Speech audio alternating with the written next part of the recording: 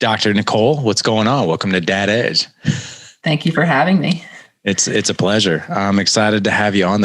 You and I were just talking a little bit. The first time I ever heard about you was when I interviewed Andy Frisella here in St. Louis. He raved about you on my show and that interview. And since then, that was probably 3 months ago. And I went and did some research on you. And man, I love your stuff. It's really cool.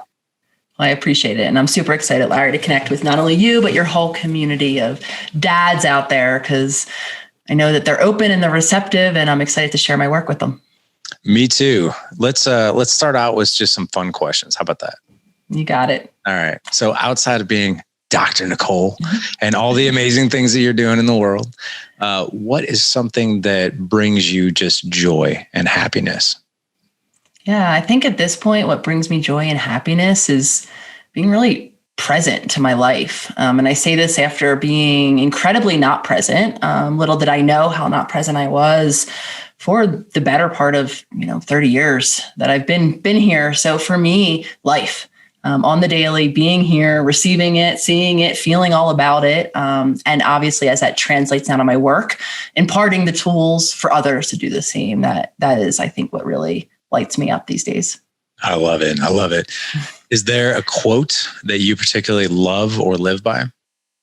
It's funny you say that, because I speak about a quote, a really impactful quote that I met when I was very early on in my journey in my early 20s that eluded my mind for quite some time until it visited me via a pizza box where some pizza place that I'd gotten delivery from recently had it actually printed on the box. And the quote is, life is lived in moments. And when I met that quote, I understood it as a concept, yet I didn't really understand how to practice it. And now, a decade or so later, I feel like I'm embodying that quote. And like I said earlier, learning how to be present to my moments. So I think that's a really impactful quote that I carry with me now daily. Just to acknowledge and appreciate you a little bit, definitely we're not even 3 minutes in, we're talking about presence and intention. And as I was talking to you, there's a huge audience of dads who listen to the show. And one thing really resonates with us, and that is, I want to be intentional. I want to be purposeful. And those are words, but at times we're just really confused on how exactly to do that very tactically and very simply. So I'm excited to talk about that. One other question for you. If you were having dinner with yourself 10 years ago, so you are who you are now, and you were sitting across from who you were 10 years ago, and you were able to share a meal, and you were able to give yourself one piece of advice about the next 10 years of your life, what would it be? They were going to be very eye-opening in a lot of ways, challenging some personal beliefs that were really embedded in my subconscious, to challenging myself to show up differently in the world. I think that would have been what I was telling my past self to gear up for, the challenge of growing, really. Awesome. I'm loving this already. This is going to be a good time. So let's start out with little Nicole. What was it like growing up for you? What did your family look like? What did the relationship look like with your parents? Yeah, so I was born late in life to my mom and my dad, who was 42 and 45 at the time. They had already had 2 children, my older sister, who was 15 years older than me, and my older brother, who was 18 years older than me. By that point, he was largely being an 18-year-old and out of the house. So the family structure that I was born into as a surprise, or an oops, like my dad very lovingly likes to call me, was my mom, my dad, and my sister. On a personal side of things, I was born into a family with a lot of anxiety. There's a lot of worry that was ever present, whether it was around, medical concerns or issues that were very much a part of my mom's lived experience and my sister's as well, to the standard stuff that I think a lot of kids worry about, what's going to happen, bumps in the night, things like that. So anxiety, as I now know it, was very much an implicit part of my childhood experience. I was a little girl scared of a lot of things. And that lived with me, that experience of anxiety throughout my life. I think it was a large motivator in my desire to understand people, to understand why I was experiencing life the way I was, and to understand why other people around me were experiencing life the way I perceived them to be, which I think implicitly drove me into wanting to be a psychologist at some point. So would you consider yourself maybe a wounded healer? I think a lot of us do. The way I understand my desire to go into the healing profession, if you will, is really from that understanding. Obviously, by understanding to relieve the symptoms of others. But for me, I was just so fascinated with the mind that I wanted to impart, those knowings to other people. So yeah, I think that's kind of the byway that before long, high school years, when people started to ask, what are you going to be when you grow up? I probably would have started to say a psychologist at that point. Got it. Okay. And talk to us about how this anxiety showed up in your family. Was it something did it come out in anger? Was it words? Was it body language? What was it that really, I guess, gave this feeling of anxiety and tension in the house?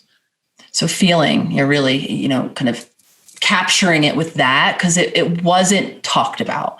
It was kind of just this inner experience that I think we were all sharing without actually labeling it or speaking about, being anxious. So how it would come, and I have a very vivid memory that I talk about in the book, where my mother and my father, my mom stayed at home and kept house and raised the children. And my dad went off to work and had a very consistent job. So consistent that he was literally home at the same time every night. And you could watch his pathway home because I lived in the city in Philadelphia. So he relied on public transportation. So you would see him walk home same time every night. And I have a memory, and this is an example of how it would show, where it wasn't really spoken about, but it was there. Of me, and I was very young. I was on some sort of, kind of tricycle tool, and I was zooming around the kitchen table because my mom was doing what she did every night. She was making dinner at the same time so that my dad would come home, would change, and there would be a hot meal on the table. This particular night, and this is really emblematic of the experience of anxiety, my dad was nowhere to be found at 5:15 or 5:30, the normal time my mom would see him become present. And instead of saying anything, I have memories of just that feeling. I would feel my mom's anxiety. I would see her gazing out the window, waiting for my dad to be present without any words being exchanged. I had an awareness, though, that my mom was uncomfortable. There was something wrong. Cue my dad coming around the corner. And it was as if all of that anxiety went away and my mom goes back to making dinner. So that was an example of many moments of the family's reaction to stressors or to anxiety that was present without really even words. It was just this knowing that I think we all share together. So there was, as far as your parents, your mom and dad getting along, I mean, and I apologize, are they still with us today? Yes. Okay. Still married? Still married. Awesome. 55 years. 55 years. That's unbelievable. Yeah. That's unbelievable. And when you grew up, I mean, did you feel like there was this good connection between the two of them?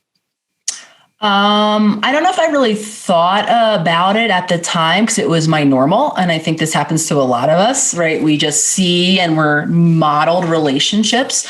And that becomes a format for our own personal relationships. So historically, had you asked me, I would have thought that they had what I might have described as a quote unquote close relationship. As I've matured and as I've, understood emotions and emotional climates and relationships, I think looking back, it wasn't necessarily close. However, there weren't periods of extreme conflict. Yeah, things came to a head. Finances, would cause, an uproar at times, stressors that were happening in the family, little, kind of fires that would happen.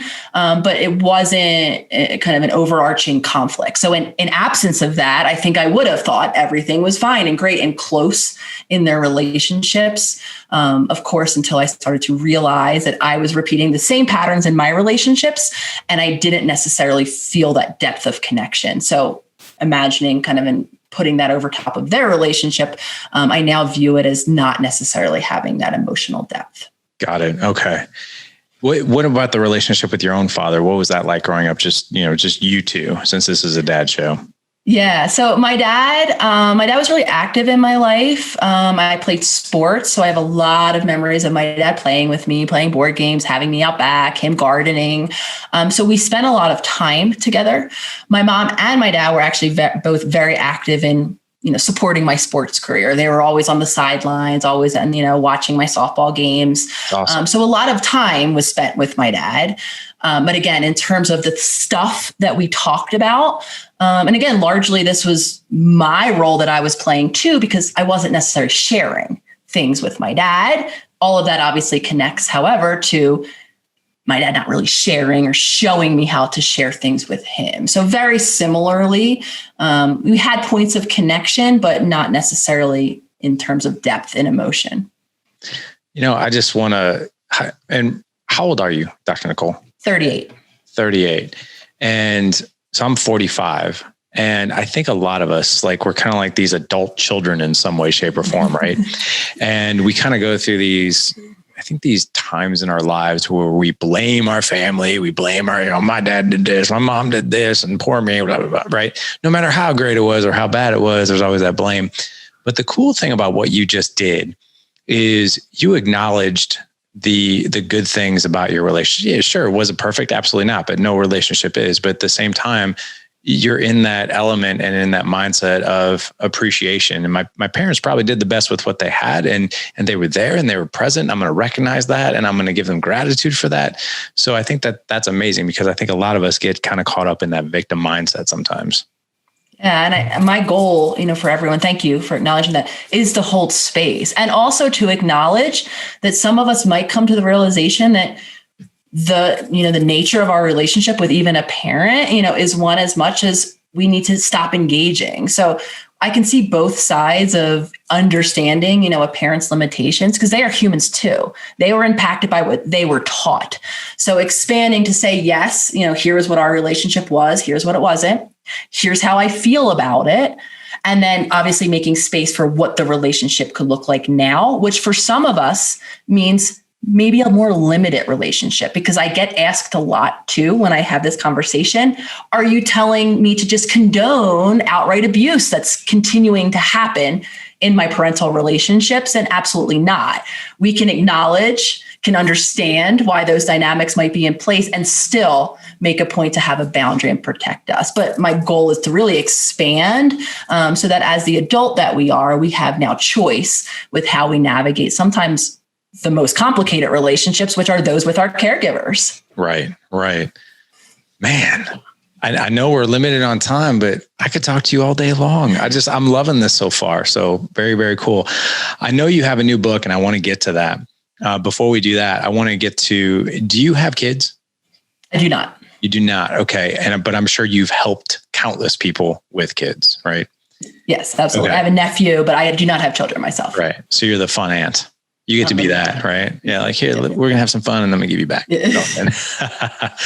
Let's talk about your book, How to Do the Work, coming out actually today. And we'll have a link in the show notes for you. Don't even worry about that. What inspired you to write this? So if you would have asked me 10 years ago if a book was in my future, I would have probably thought you were crazy. Right. It just wasn't, something that I necessarily, thought was a need that I had. However, after the evolution of, I call it my old work, doing the work of as a traditional therapist, not really working holistically. Obviously I came by this new holistic method that I now use through my own healing. And then obviously began to share it to others. So at that time, as I was considering, the theory and beginning to put it out on Instagram, the need for a book really came to the forefront of having a place where from start to finish, I could really overview what I believe is this new holistic necessary model of wellness and the tools to begin to create change. I love Instagram and I love all of the social media outlets that I utilize. But for me, the book really was like the home base in a way that I could begin to describe some of this work a little more fully. Right. It's like the foundation. It's like your mission statement, obviously in a book form, right? But this gives the structure and the how to. And I love the title, by the way, How to do the work. So technically, I mean, I haven't seen the book yet. I mean, I have it on pre-order, but hopefully it's coming out actually this week when this show releases. But, give us some gems here in the book as far as your favorite sections or your favorite chapters, or even maybe the people that you've worked with and maybe the most common hangups that we have as it pertains to doing this work and becoming, evolving into a better human being. Yeah, so I'm going to pull back and go really macro on this, because this is what I realized in my private practice. So I very much had the office where clients would come week after week. We'd have incredibly insightful conversations of all of the things that aren't working in our life and all of the things that we're going to do different to manage our symptoms or to make our relationships more fulfilling for us. And lo and behold, week after week, there was that bridge that just was unable to be mended. We had a lot of people, myself included, that had all of this insight, but were unable to action, to create change in their life. So that was a really big aha moment for me. Here I was in the business of, or so I thought, of helping people heal or get better or, manage life a bit more smoothly. And here I was largely ineffectual at doing that, not only for my clients, but for myself. And what I realized why that was is because so many of us are operating from a deeper part of our mind called the subconscious. Upwards of 80-90% of our day, we are running in almost a blind autopilot. And what we're doing in that really, unconscious state is we're repeating all of these habits and patterns that aren't serving us. So all of this insight that we have when we're actually in a different state of consciousness, when we're conscious, aren't enough to bridge that gap. So once I came to realize the power of the subconscious and what is housed in there for most of us, all of these childhood experiences that are no longer serving us, I really began to understand, Larry, how important consciousness is. So if anyone has one takeaway from any version of my work that they meet, whether it's on Instagram or in this book, it would be to really understand how powerful our subconscious is. And in doing that, I think many of us can gain some relief. All of the ways that many of us have felt broken for so long, right? It's really frustrating and disempowering. I'll just speak for myself, to have all of this insight and awareness, and yet to see myself engaging in those same patterns that I know now aren't serving me as an adult, and or again, not having children, but possibly even impacting my family, my loved ones, my children around me. That's really disempowering. And a lot of us internalize a lot of shame around that. So my one goal and intention is to begin to relieve some of that, to give the understanding of why we're unable to bridge insight into action. It lives in our subconscious. We are creatures of habit. We want to stay in those familiar patterns, even if logically they're no longer serving us. So if any human has that as a takeaway, to relieve that shame, to understand the importance of consciousness, and then obviously to gain the tools to begin to create a more conscious, intentional experience of creating a future that's different from their past. So it sounds like in order to get out of the drift, right, or the wash, rinse, repeat, or the autopilot where we remain stuck, is it important to somehow bridge the gap between our conscious mind and our subconscious mind? Do that work first as a foundation? Foundational. And so for some of us, that means checking in with ourselves, identifying how unconscious we are. We all walk around with phones. Typical example I like to give: set an alarm for your phone for 2 or 3 random times throughout your waking day. You'll probably forget when that alarm goes off at, say, 1:30. When that alarm goes off, check in with where your attention was. Are you fully present to what's in front of you? If you're like me, the answer is an overwhelming no. I was somewhere else. I was worrying about, the presentation I have to give tomorrow.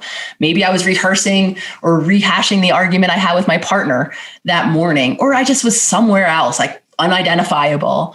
And a large majority of us are probably going to answer the latter. So we need to check in, identify how unconscious we are.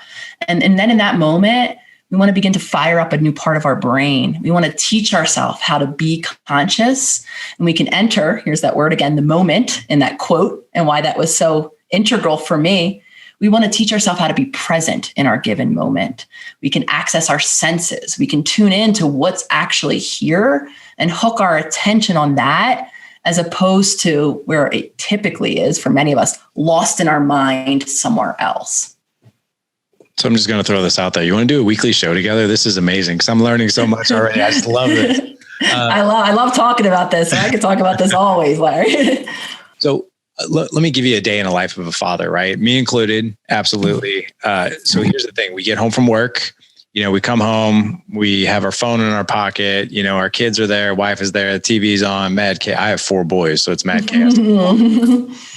What I find myself doing, and many of the guys in our community, many of the guys in the audience, what we do is we tend to mentally and emotionally not be there. We're thinking about that next thing. It's so hard for us as men to get out of that work mode.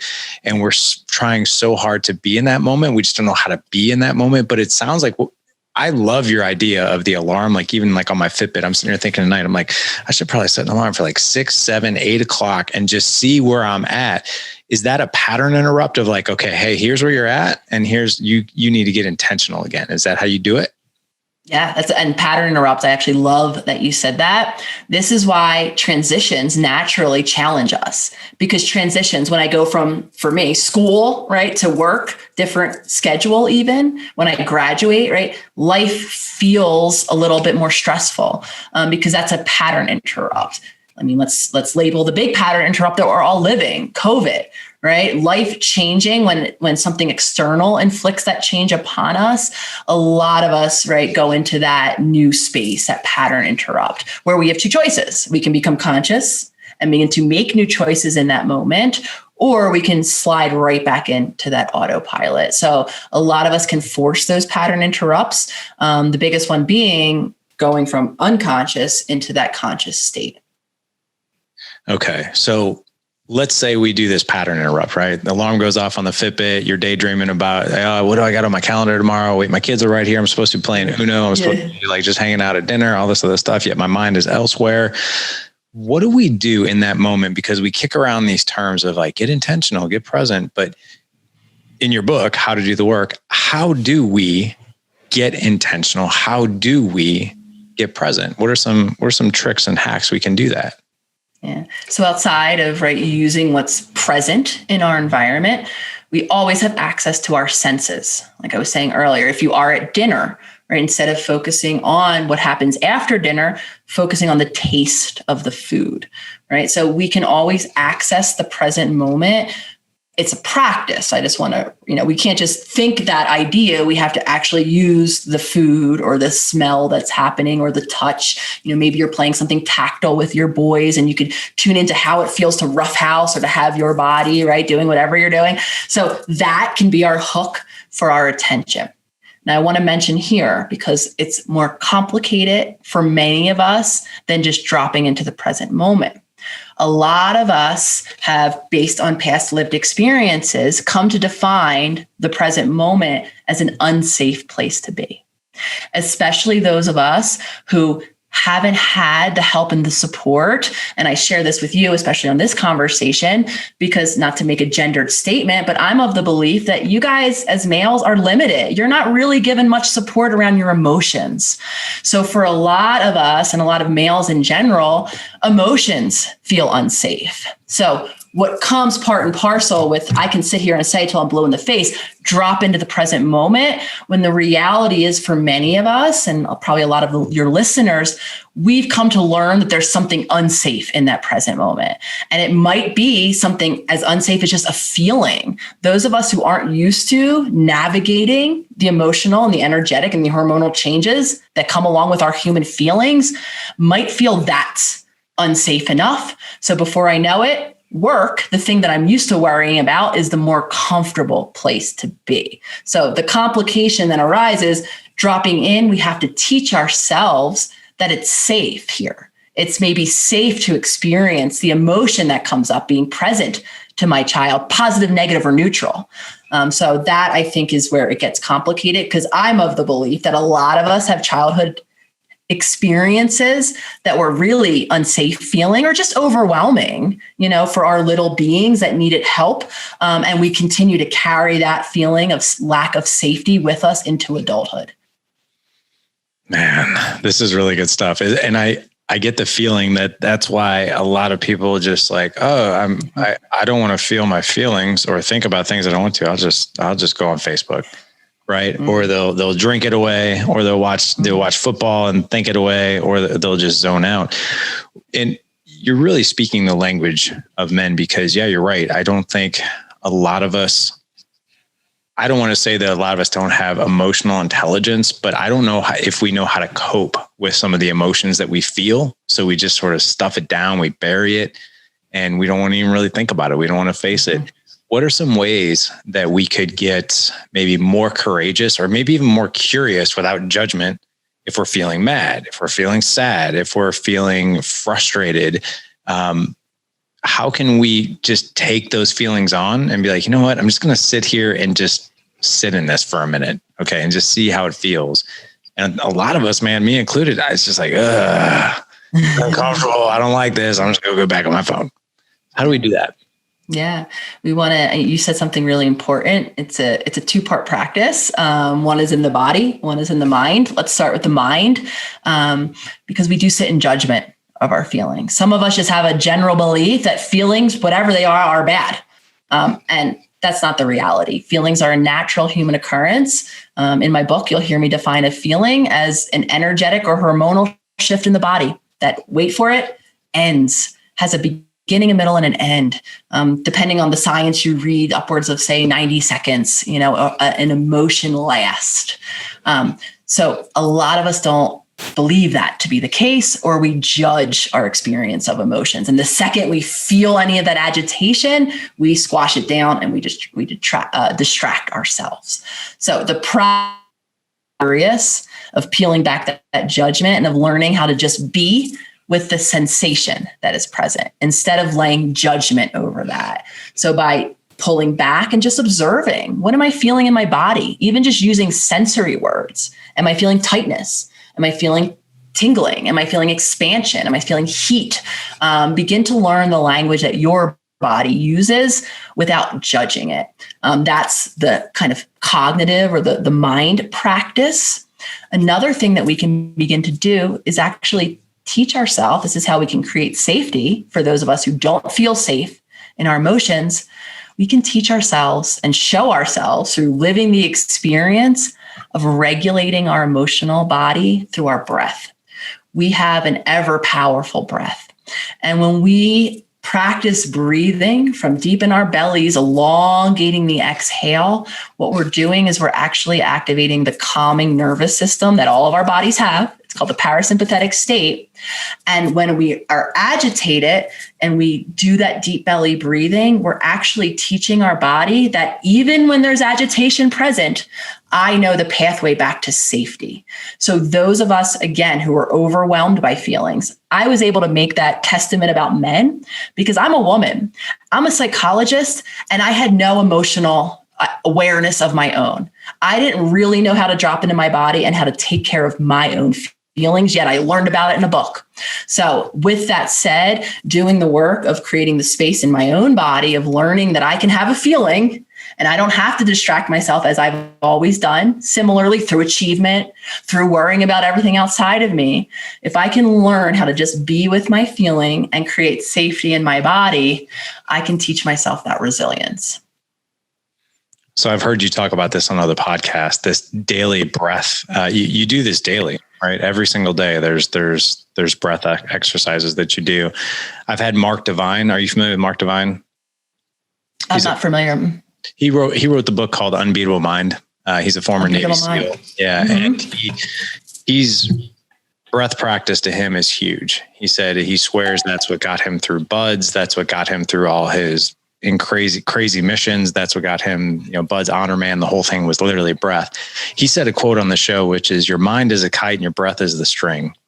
And I'm sure most of us are walking around all day long and we're chest breathing, which is agitating the sympathetic nervous system, right? The fight or flight. Yep. And the more we worry, the more we chest breathe and the more we agitate that system, correct? Yep. So if I'm understanding you correctly, perhaps the next time that we are sitting with discomfort and we might be judging what it is that we're feeling, a good way to anchor that in is just to simply do some deep diaphragm breathing, correct? Yes. Here's the caveat here. Most of us aren't going to be successful if we only intend to do it when we really need it. So here's where I am the bearer of bad news, and I offer the suggestion to practice that different type of deep belly breathing all of the time so that you have that access point. This is where, as humans, we love to say, oh, right, I'm going to deep belly breathe the next time I'm really upset. You're not going to remember when you're really upset. You're going to probably go into that same autopilot that you go into every time you're upset. So here's when my book is titled How to Do the Work. I talk about consistent daily promises. Here's where we have to practice before we really need it. We have to build it into our day. For me, it began every morning where I created the intention, I set it, and I kept it of just practicing how to breathe from my belly. And then as much as that alarm went off throughout my day, because I did that same practice, I would check in with myself and I'd practice that belly breathing so that I knew, or I could build up the practice and the habit of doing that. So when I really need it, then I could utilize it. And I just say that because I think a lot of us are very well intentioned with ourselves, and we read about all these helpful practices that we hope we'll remember to use when we really need it. And unfortunately, I'm of the belief, at least, that we need to begin to create those habits outside of the moments where we really need them, so that we can then employ them eventually when we really need them. No, that makes total sense, because obviously we're not thinking in our right mind. Yes, literally. We're thinking in our emotional mind, which houses the same emotional patterns, the way we deal with emotions.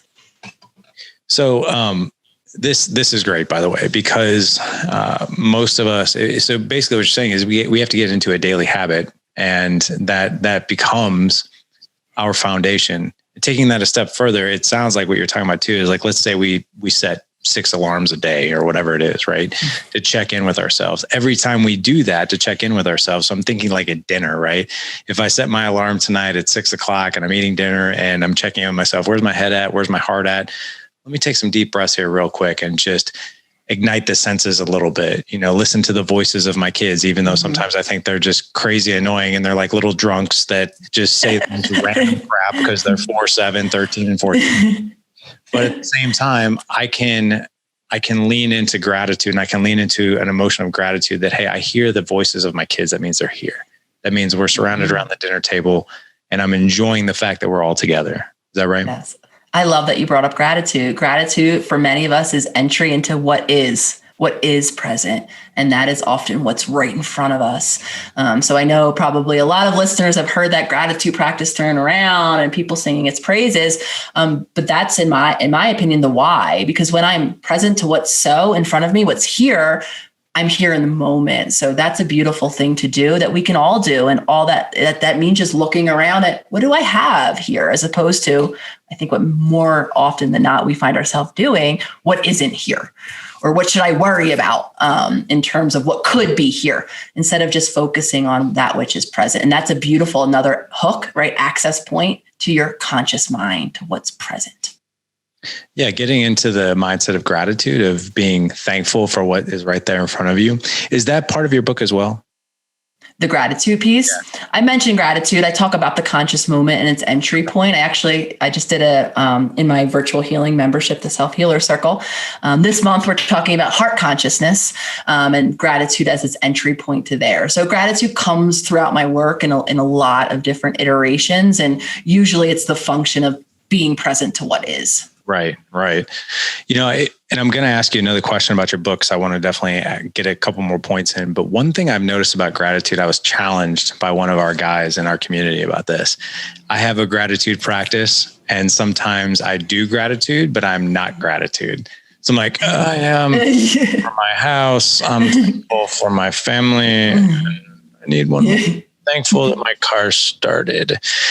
And I shared this with a friend of mine. He's like, is that gratitude? Is that doing gratitude, or is that being gratitude? And I'm like, I was like, what's the difference? He's like, well, think about it. If you're thankful for your home, are you really thankful for your home? Are you thankful for a home that you get to share with your wife and your kids, and everyone has a place that they can gather? And I'm like, oh, wow, that does sound a lot better. It's like not just being thankful for something, but also why am I thankful for it? And let me give gratitude to that. as well, right? Yeah. And then by extension, we can cultivate an embodiment practice, how to actually feel grateful in that moment. And I know when I speak of this, listeners might think, oh, you can't practice emotions, but you sure can. You sure can. You can learn how to embody then. It becomes now just a mental concept that you're grateful for, whatever it might be, the deepest thing you're grateful for. You can learn how to, in your heart, cultivate that feeling in that moment. And we now know that our heart is incredibly powerful, that our heart energy not only affects our whole system, communicates with our brain, it affects everyone around us. So when we actually can then begin embodying these feelings, now we can become really powerful in terms of creating our future. I love this. Guys, don't worry. Nicole and I are going to be doing a weekly show. So we'll be back next week. No worries. I'm just kidding. But so we definitely talked about how we mostly operate in the subconscious mind and how we can bring more consciousness to moments and to opportunities that we may have missed because we're kind of in that drift. 80 to 90% of what we're doing is habit because of subconscious, and bringing that back to the conscious mind and enjoying the present. What's something else in your book that you're just really excited to share with us before everyone in the audience, by the way, goes out and buys it?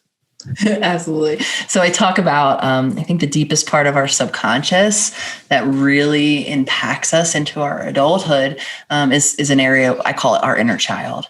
And I think that's a really important piece, because you said something really beautiful earlier, and I believe very true, is that we all have childlike parts of ourselves, even though we're running around in different aged adult bodies. And what the inner child is an accumulation of, for many of us, things that might have happened in such a distant past that they feel so far. Yet, again, because we house all of these patterns in our subconscious and we operate largely through them, many of us do find ourselves into adulthood repeating some of these older habits and patterns that don't serve us.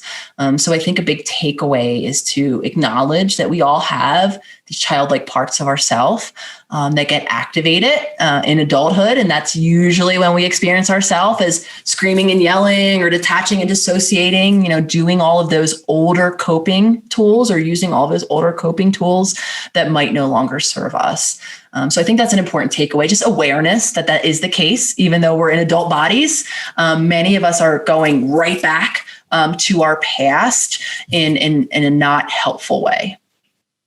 Can you give us an example? Maybe it's yourself, maybe it's a former client of how this might be manifesting and showing up in us. Yeah, absolutely. So one of my deepest wounds from my own inner child is around, having a mother. So let's go back full circle. Having a mother who was constantly preoccupied by her own anxiety kept her really locked in that fight or flight response. What that rendered her then for me was largely emotionally unavailable to be present to me in my world. So in doing that, I have a deep feeling, and this is just the language my brain puts over it. It could be different for everyone. What I, tell myself time and time again is how not considered I am, especially when I'm having a feeling. Because I imagine there were many moments in childhood where I was, going about my little childhood day and I got upset at something at school, this, that, or the other thing. And my mom, who had bigger worries on her mind, wasn't aware, right? So I developed this narrative that no one considers me or what's going on with me. So that's one of my core wounds. And how I became aware of this, I would notice and I would observe myself in my current relationships. And anytime I felt myself upset with, say, a partner, my partner Lolly, for instance, what I would hear my mind saying, the thing that upset me, for instance, was always some version of how she wasn't considering me. Now, whether or not that was the reality or not in that moment didn't matter, because my little child mind felt it was the case, felt it like every other moment when no one saw what was happening with me. And so what I realized is from that place, I would do one of two things. I would either scream and yell, why aren't you considering me? You don't love me, and then question the relationship even. And as I've done in the past, end relationship on people's inability to see me emotionally. Or if my resources were taxed, I would just detach. I would just dissociate and act as if I didn't really care at all. That was when I was really overwhelmed. So what I came to realize after observing this pattern time and again, and even questioning some of the things, after the fact, when my emotions calmed, I was often able to look at what happened and see many other scenarios, many other explanations for why the thing happened as it did that weren't her not considering me. So what I came to realize was how powerful that feeling was, how deep that wound was.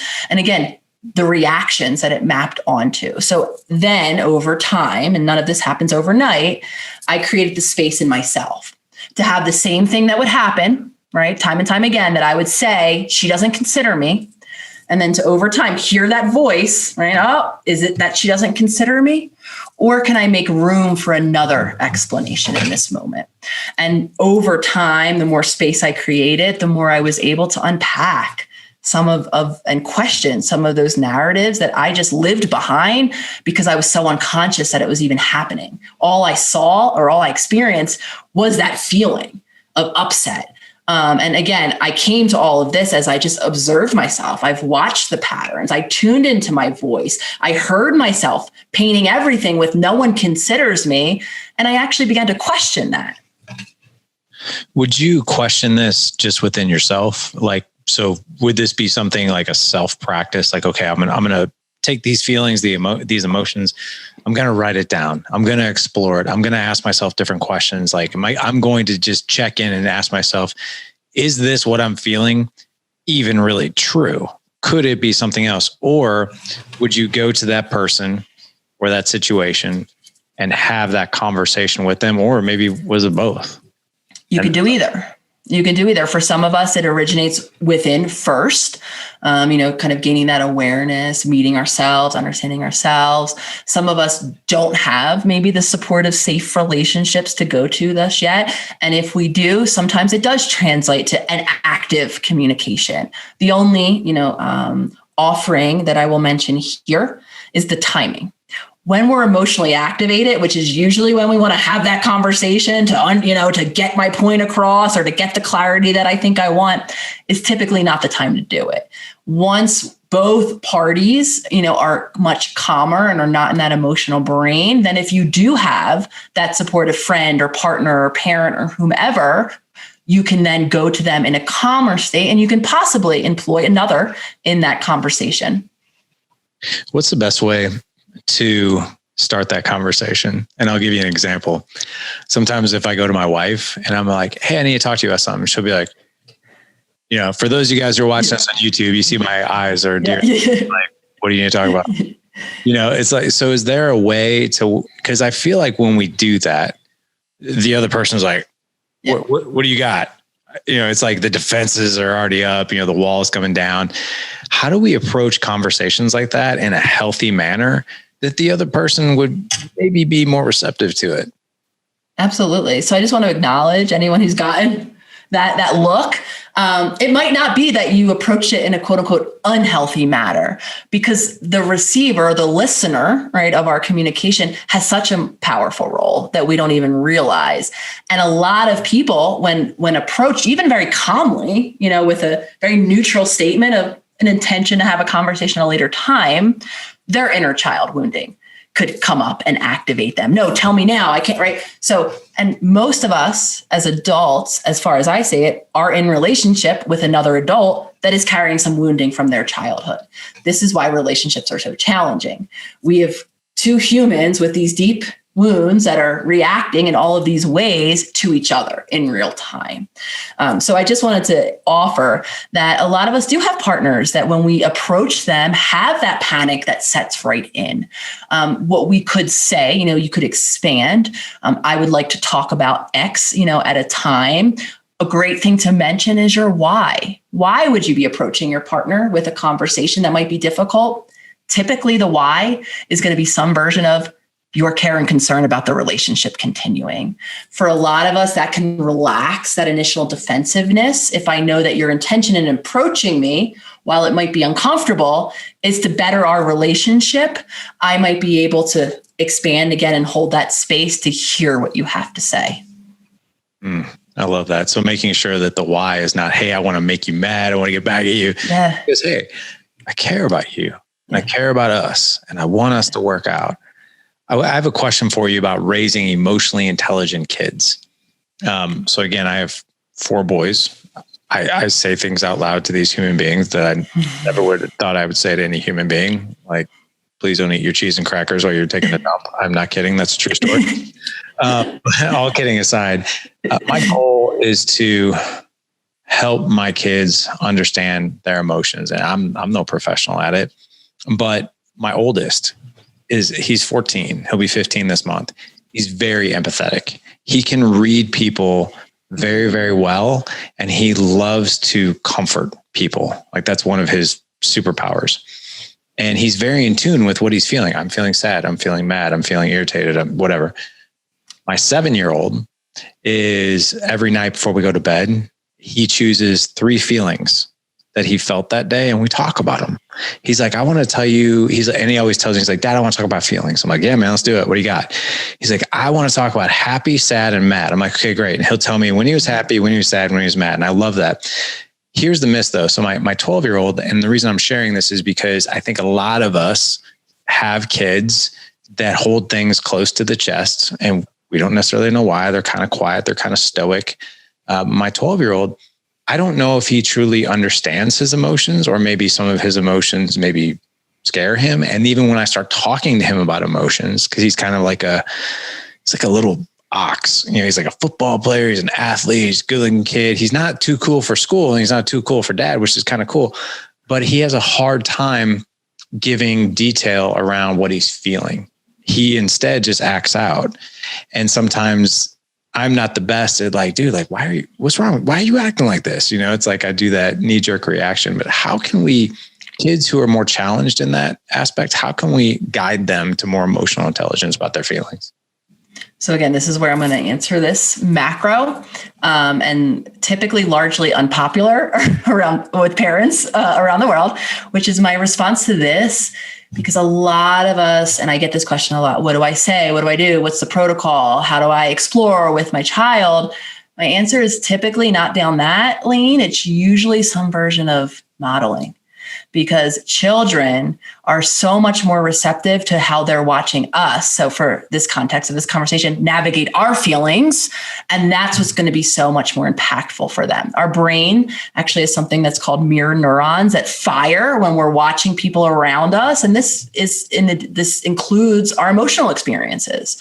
So we're geared again to imitate, and for modeling to be such a more powerful predictor of what our children will do. So usually my answer to this type of question is some version of, what is your relationship as parent or as caregiver with your emotions? Do you model, right, dipping into your emotions, experiencing them, expressing them, and letting them out for your children to see? Because usually that's going to be the much more impactful way to teach children emotional resilience.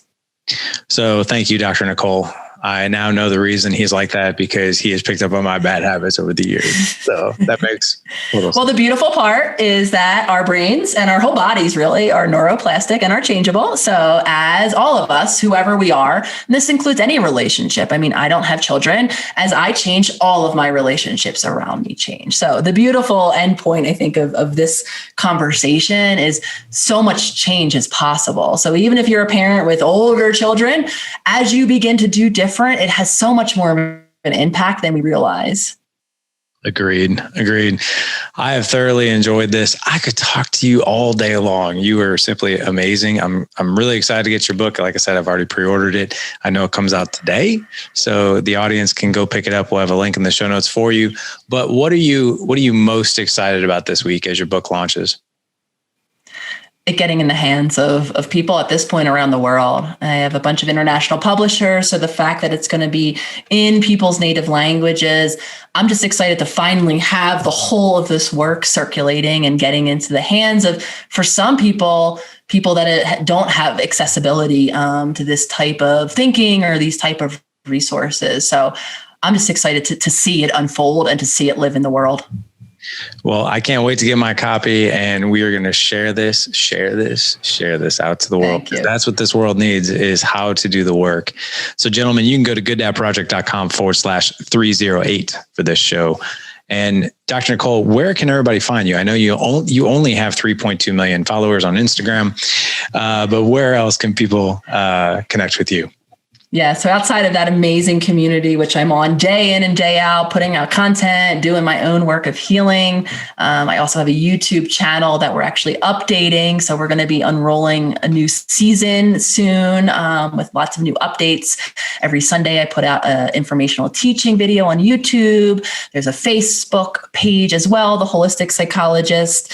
And we actually just opened up our enrollment that is filled up at this point, but we'll open it up again in a couple months for my virtual healing membership, the Self-Healer Circle, for anyone who wants to go a bit deeper into the work in a community environment. But I'm always shouting out the Instagram page because, like I said, I'm there every day.